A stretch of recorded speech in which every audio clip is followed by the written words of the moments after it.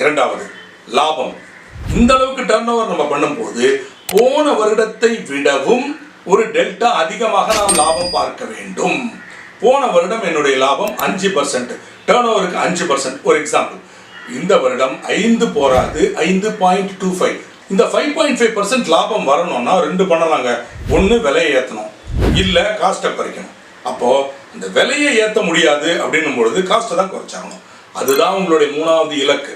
அந்த ஒரு ஐட்டத்தை நீங்கள் குறைச்சிட்டீங்க அப்படின்னாலே ஆட்டோமேட்டிக்காக உங்கள் ப்ராஃபிட் அதிகமாகிடும். ஸோ எல்லாத்துலேயும் போய் நம்ம ட்ரை பண்ணிட்டு இருக்கக்கூடாது. கோல் கிளியர் கட்டாக இருக்கணும். Raw material cost will go down by 4%.